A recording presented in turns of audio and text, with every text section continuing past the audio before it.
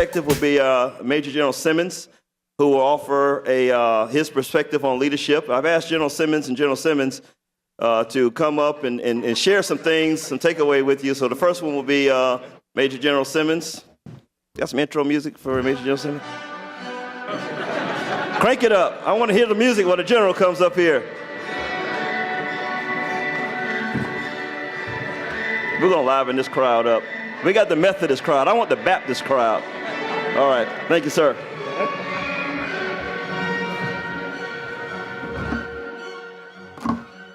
Is General Hargett in here?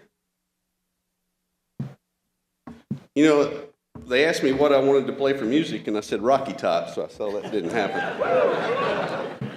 That was for General Hargett, but I don't guess he's here. Well, that was illuminating. I'm going to go off script. I came back from my first deployment. It was about 3 months long, and we had his and her bicycles. And on the back of my bicycle was my son's child seat. He's 30 now. This was for a 1-year-old. And that child seat, the plastic on it was broken.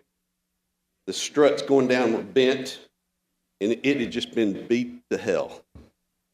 And I realized I was supposed to move that over to her bicycle. And then I came back from the next 9-month deployment, and she had decided she was going to mow the yard while I was gone.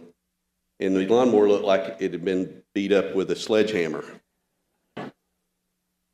So that did wonders for our marriage, because I'm now afraid of her, and I don't, whatever she wants. All right, I'm going to stay on script, because if I don't stay on script, I will go a long time, and my wife will be mad at me. Good morning. I was asked to speak today, and the subjects were leadership, or my greatest challenge, and then something to the effect of, by the way, make it motivational. Well, I don't do motivational. But I know how these speeches for conventions go. It's some really old guy with his best years behind him who has succeeded in spite of himself. That would be me. Gives his best advice to a group of the best of the Georgia National Guard, and that would be you. And I'm simply here to carry on that tradition. Now, let me start not with my hardest challenge. Hello, General King. But with my easiest challenge. Don't you think I should start with that? One of my assignments was to Bagram Air Base. In fact, it was my last one. My office, the operations group office, was in the second floor of the old control tower, the non-working control tower. I was in there with my boss, my counterpart on the fighter side, an aide, and an exec. The wing commander had his alternate office on the third floor where he could see everything, but we never really saw him. Well, I guess we have a very difficult job there on the second floor, and of course we didn't have enough money and resources or support to get it done. So as aviators do, we like to sit around and discuss stuff. By the way, I loved that job. Anyway, the way we expressed our frustrations was through verbal banter, and there were cuss words spoken, and apparently a lot. So the wing commander had some visitors one day, and I guess he could hear us downstairs. And he came down after his visitors left and said he would never hear a cuss word coming from our office again. Well, that was a challenge accepted. This was a difficult task. We come up and we had a staff meeting, came up with COAs. But the most ingenious solution came from our aide. She was able to come up with a card, had cuss words on the left, and phrases and code words on the right. Quickly, we memorized our phrases, and we became experts in code. I was the one that actually set the record. During one of the wing commander's staff meetings, I was able to work in 4 code words without laughing. So in the future, airmen, if you're having a conversation with me and you hear words like, really, or you hear, how nice, how very, very nice, things are not going well for you.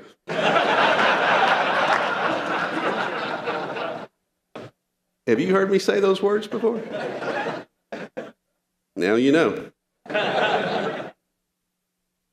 Okay, there's only a few real challenges I would talk about. A lot of them are very personal. But one I would like to talk about today was my transition from the Guard to the active duty. Believe it or not, that was a huge challenge for me.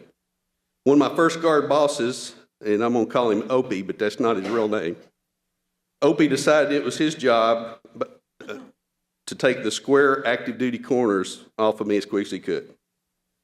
You see, I was a little different from the other guys coming off active duty. Most newcomers are young captains, only got about 6 years. Well, I was coming off 15 years of active duty, a senior major, and pretty set in my ways. For quite a while, Opie called me the rad sob. Anybody know what rad sob is? Regular active duty son of a bitch. It was actually a very dark time in my life. I just quit active duty for something better in the Guard. Away from my family, they were actually home living with their family, and I'm 40 years old. Not a good time at all. But what I'd like to get across to you here is it was my attitude, my desire to ladle honey, and I'll talk about that later. That kept me going. I stayed positive, kept showing up, kept smiling, kept studying, and just kept on learning. Slowly, I was accepted. Opie. Okay, it's Benson. Benson was trying to, I learned that Benson was trying to make me a part of the Georgia Air National Guard team. Years later, I don't know if you know this, but just surprised me, Opie called and invited me out to preside over his retirement after he went on active duty status, believe it or not. And I flew out to Little Rock and retired him. And we're actually good friends. So, quick story about Benson. Can I tell you a quick story? We got time? All right. Quick story. Assigned to Masira on one of our big deployments. I don't know if you've ever been to Masira, but as far as assignments for aircrew, it was pretty nice. We had good food, good chow hall, a gym, and we were even allowed to go to the beach 2 days a week. Benson was my co-pilot. Well, me and my buddy Chris woke up one morning on a Tuesday and we decided we were going to go to the beach. So we're sitting there waiting to go to the beach. Well, at Masira, you can have 2 drinks every night. This before your order number 1. So here they come around the corner. I'm sorry, Benson and his buddy Neil come around the corner. And I was very surprised at how 2 drinks could affect them. But it is 9 o'clock in the morning and they're having to hold each other up to get to the room. They get up close to me, and he said, "Hey, what are y'all doing?" I said, "We're going to go to the beach." And they said, "Well, we'll go to the beach with you." And I was like, "Benson, that's not a good idea. You apparently are a little inebriated on just 2 drinks that you can have a night. You really don't need to go to it because it's, number one, you're going to be highlighted that you've been having some drinking going on, and number 2, you're not allowed. This is a Omani beach, and you're not allowed to have booze out there." And Benson looked at me, and he goes, "Jesse, I have now listened to you intently, and I hear what you're saying. I know you have the best interest at heart, and I should follow your advice. But on this particular issue, I am going to continue on my stated course of action. This is not what he actually said. He said 2 words. The second word was you."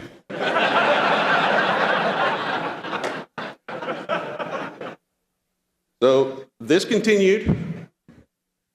As soon as they went inside to put on their bathing suits, Chris, my buddy, and I, we hightailed it to where you get picked up to go to the beach. I mean, we took off.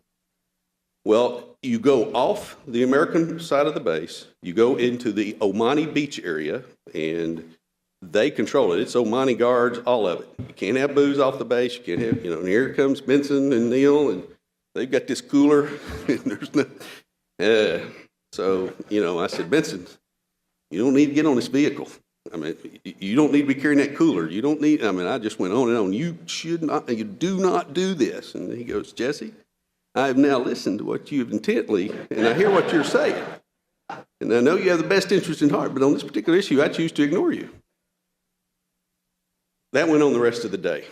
And Vincent is one of those guys, and Neil, by the matter of fact, I have a lot of loving stories about him, and that is why, one of the reasons why I'm in the Guard today. And those friends and everything, they will last me forever. And I'm hoping y'all all have those stories also. We need to work hard and play hard, is what I'm trying to say. 3 minutes. Well, I had a big, long speech about attitude, okay? So we're going to go right past it. I used to give every single person that came into my ops group, my wing, everywhere I went, I had to talk to every individual. And I originally used to call it my Southern Ladies and Gentlemen speech. Well, after I deployed, I heard from a Silver Star recipient named Donk Strasburger. He called it his honey and vinegar speech. And he would paint a beautiful picture of a beautiful scene where you're labeling that honey, and that was your positive attitude. And then he would do a picturesque scene of a horrible situation, and then you were labeling out vinegar. And that's the way he related it. And I kind of adopted that. And I said, what are you doing? Are you ladling out honey, or are you ladling out vinegar? I mean, keep that positive attitude going. It has served me well my entire career. I've always tried to relate anything, leadership, tenacity, whatever you want to call it, to a positive attitude. And that's what I would like to, well, you just really messed me up today. I mean, I had all this stuff I needed to relay to all these people here, and he's just killing me. I'm going to do my motivation. I'm going to end it with a motivation, and I'm going to read it so it goes quicker, all right? I first heard this at a TAGS meeting up in Wisconsin, and I've adopted it to my motivational speech, and I hope it applies to the Army. But I'm going to close. It's one of my favorite motivational stories, and it sums up perfectly the way I feel, and I hope you do too. And sorry, Army, it's an air story, but I hope you can appreciate it. The sentiment of it to the very end applies to everyone in this room. The story comes from a gentleman who runs a 2,000-acre farm up in Barron, Wisconsin, not far from Oshkosh. He used to fly F-4s and then F-16s for the Guard and participated in the first Gulf War. The farmer went out to plant corn for a bit. Anybody heard this already? No? All right. Farmer went out to plant corn for a bit to finish a field before tomorrow and witness the great battle. A golden eagle, big, about a 6-foot wingspan, flew right in front of his tractor. The eagle was being chased by 3 crows that were continuously dive-bombing it and pecking at it. The crows do this because the eagles rob their nests when they can find it. At any rate, the eagle banked hard right and won an evasive maneuver and landed in the field about 100 feet in front of the tractor. The majestic eagle stood about 3 feet tall. The crows landed and took positions at 120 degrees apart and kept their distance at about 20 feet from the big bird. The eagle could only take a couple of steps towards one of the crows, and the ones behind him would peck him. All the while this would continue, all of a sudden, the reinforcements showed up. The farmer happened to spot the eagle's mate hurling down out of the sky at what appeared to be approximately 1.5 Mach. Just before impact, the eagle on the ground took to flight. This was obviously a coordinated tactic, probably pre-briefed, and the 3 crows that were surrounding the eagles took flight also, thinking they were going to continue to peck the first eagle. The first crow that was targeted by the diving eagle never stood a snowball's chance. There was a mid-air explosion of black feathers, and that crow was done. The diving eagle then banked hard to the left in what we appear to be a 9G climbing turn, using the energy he had accumulated in the dive, and hit the second crow 2 seconds later. Another crow dead. The grounded eagle, which was now airborne and had an altitude advantage on the remaining crow, this third crow was now streaking in full afterburner, made a short dive, and the eagle turned, banked hard, and hit the escaping eagle at about 20 feet AGL. Another crow bit the dust. This aerial battle was better than any air show the farmer had seen, including the warbirds at Oshkosh. As the farmer got closer and closer to the 2 eagles on the ground, he got within 20 feet of them. The eagle stopped and looked back at him, and he could see in their eyes, the eagles knew who the boss of the sky was. The U.S. military is just like those eagles. You can say what you want about our training, the age of our equipment, and our weapon systems, but the United States military is still the most powerful in the world. So be proud of it. And we are the best in the world, and your job is to make sure that continues. All right, that's enough. God bless our fallen heroes and lift the hearts of their family and friends. Thank you very much.